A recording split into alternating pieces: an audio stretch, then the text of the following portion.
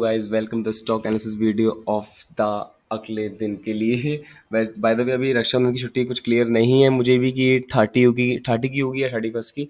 अगर 30 की होगी तो ऑब्वियसली सी बात है 31 के लिए हो जाएगा वीडियो। अगर 31 की होगी तो आप कल इस पर ट्रेड ले सकते हो।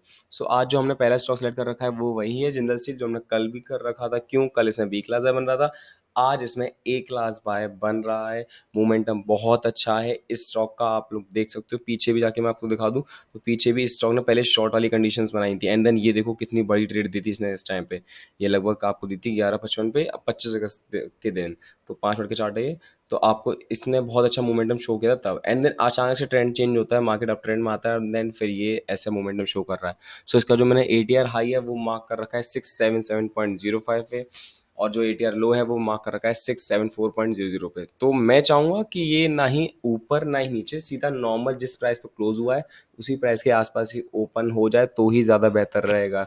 नहीं तो अगर गैप अप होता है तो हमें वेट करना पड़ता है। गैप अप ओपनिंग फिर होता है मैग्नेटिक सेटअप वेट करवाता है। अगर मैग्नेटिक सेटअप की पहली पॉसिबिलिटी बन गई कि मार्केट प्राइस नीचे आने लगा तो सही है कि हाँ आपको 10 साढ़े 10 की ट्रेड मिलेगी। लेकिन अगर मैग्नेटिक सेटअप में वो दूसरी पॉसिबिलिटी बनेगी, मार्केट पहले साइडवेज होगा एंड देन मूविंग एज ऊपर जाएगा, तो उधर थोड़ा टाइम लग जाता है। तो यहाँ पे हम चाहेंगे कि यहाँ पे पहले थोड़ा सा वेट करें और सीधा प्राइस पर ही ओपन हो। गैप डाउन तो फिर हमें छोड़ना ही पड़ेगा। सो अगला स्टॉक हम देख लेंगे भारत फॉर्ज। ये हमने कल भी सिलेक्ट कर रखा था, ये हमने आज भी कर रखा है। ठीक है, क्यों? कल भी इसने बी क्लास बनाया था, आज हम इसमें ए क्लास बाय के लिए सिलेक्ट कर रहे हैं। सो बट इसमें आज परफेक्ट ट्रेड नहीं बनी है, बट अगर लेना चाहता, अगर कोई एक्सपीरियंस ट्रेडर होता तो वो दूर से ही ट्रेड कैच कर लेता है इसे। बाय द वे मैंने इसमें एटीआर हाई जो मार्क कर रखा है वो है 1073.10 पे, एंड एटीआर लो मार्क कर रखा है 1068.90 पर। सो हम ये चाहेंगे कि यहाँ का जो आपका प्राइस है वो सेम प्राइस पर ही ओपन हो। अगर गैप अप ओपनिंग होती है तो ही आपकी ये कंडीशन में जाएगा, ध्यान रखिएगा। अगर गैप डाउन होता है तो आप यहाँ पे कुछ नहीं कर सकते, यहाँ पे आपको ये छोड़ना पड़ेगा। ये बहुत सॉर्ट आउट स्टॉक्स हैं। ये भारत फॉर्ज हमने कल भी सिलेक्ट कर रखा था, आज हम फिर से सिलेक्ट करेंगे क्योंकि सेम कैटेगरी बननी है और बहुत अच्छा मार्केट चल रहा है इसका भी। तीसरे स्टॉक में आएंगे दलमिया भारत। ओ माय गॉड, इस स्टॉक ने तो क्या ट्रेड दी है आज, जो हमने कल सिलेक्ट कर रखा था। पहली ट्रेड इसने दी यहाँ पर, ये 10:20 पे, proper support, take the trade, and target यहाँ पे कहीं मिल जाता। अगर जो बंदा यहाँ पे भी ट्रेड ना ले पाता तो वो यहाँ पे ले सकता था 11:15, बट ये थोड़ा साइड मार्केट टाइम होता है तो इसलिए मैं मना करता हूँ स्टूडेंट से अक्सर।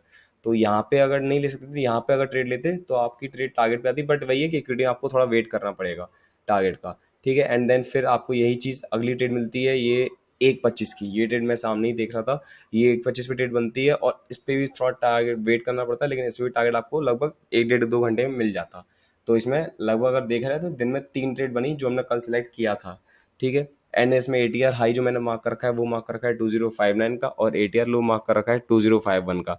तो मैं चाहूंगा कि इसमें जो प्राइस है वो सेम प्राइस पर ही ओपन हो जहाँ पे क्लोज हुआ है ना। अगर गैप अप ओपनिंग होती है और ऐसा मोमेंटम शो होता है तो बढ़िया है। देखो यहाँ पे भी कल क्या हुआ था, मैंने यही कहा था कि गैप अप ओपनिंग हुई, आज जैसे गैप अप ओपनिंग हुई तो हमने क्या हुआ, हमने क्या करा, मैंडी सेटअप फॉलो किया, एंड देन इसमें पॉजिटिव वन वरी प्राइस नीचे गिरना शुरू हो गया, और सीधा जैसे ही गिरना शुरू हुआ तो यहाँ पे देखो ट्रेड बनी, एंड देन टारगेट ये आपको मिल गया।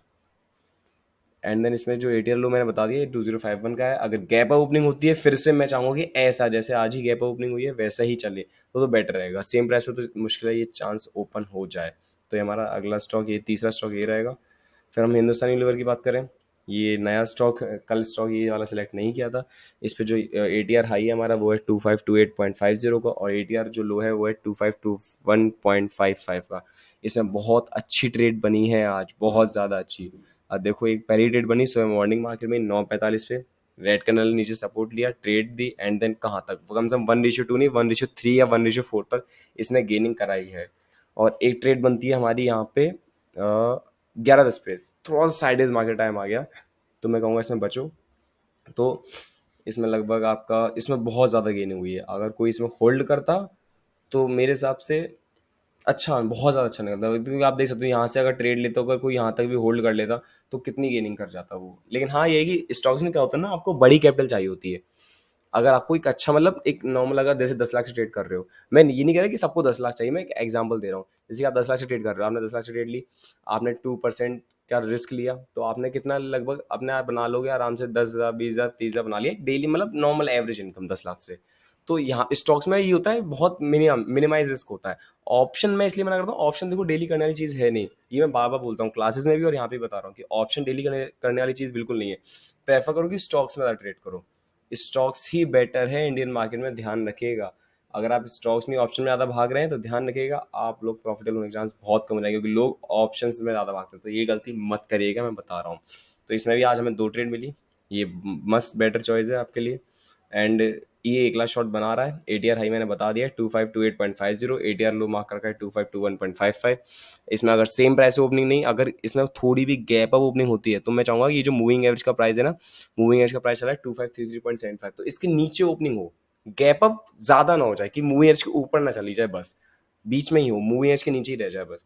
तो ये तो फिर तो हमारी ट्रेड जल्दी बन जाएगी, नहीं तो फिर अगर सेम प्राइस पे होती है तो आपको फिर वेट करना पड़ेगा सेटअप बनने का, ठीक है। और अगर गैप डाउन तो फिर आपको मेंट सेटअप का वेट करना ही पड़ेगा प्रॉपर।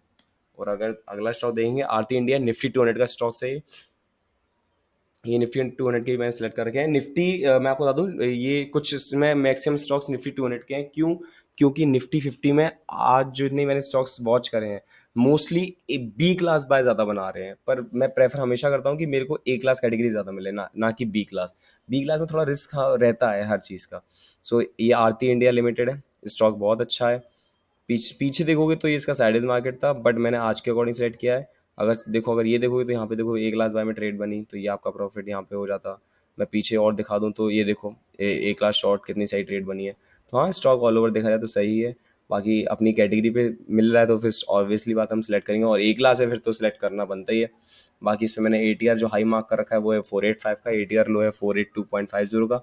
मैं चाहूंगा इसमें गैप डाउन ओपनिंग हो, गैप डाउन मतलब मूविंग एवरेज के ऊपर इस रेंज में कहीं, यहीं कहीं गैप डाउन ओपनिंग हो जाए। क्योंकि अगर अब गैप अप हुआ ना तो आपको फिर मार्केट में बहुत ज़्यादा वेट करना पड़ जाएगा, ध्यान रखिएगा। तो अगर सेम प्राइस पे होता है तो भी थोड़ा वेट करना पड़ेगा, लेकिन अगर गैप डाउन होता है यहाँ कहीं ओपन हो जाता है मार्केट, मतलब मूविंग एज के ऊपर, तो आपको जल्दी ट्रेंड मिल जाएगी। तो ये कुछ हमारे स्टॉक्स थे आज के लिए। बट मैं एक चीज़ कहूँगा, जैसे जैसे आज मैंने 2-3 दिनों से मैं देख रहा हूँ बहुत सारे स्कैम्स बाहर आ रहे हैं कि ऑप्शंस में लोग स्कैमिंग कर रहे हैं, वो जीरोधा का क्लोन वगैरह ऐप बना के, जो भी बड़े बड़े लोग हैं। पर मैं प्रेफर इसलिए हमेशा से ही करता था कि भाई पहले स्टॉक्स, क्योंकि स्टॉक जो आपको रिटर्न बना के दे सकता है वो ऑप्शन कभी नहीं दे पाएगा, ध्यान रखना। ऑप्शन दे सकता है, मैं ये नहीं कह रहा कि ऑप्शन में प्रॉफिट नहीं बनता, लेकिन जितना फेम चल रहा था ना वो मेरे हिसाब से इन्हीं यूट्यूबर्स और इंस्टाग्राम रील्स के से चल रहा था। लोग इनके से बहुत गैम्बलिंग कर रहे थे मार्केट में आके, ये लोग सिर्फ अपना कोर्स बेचने के लिए बहुत ज़्यादा गैम्बलिंग करवाते थे। सो अब ये है कि मैं यही कहता आया हूँ शुरू से कि स्टॉक्स में काम करो।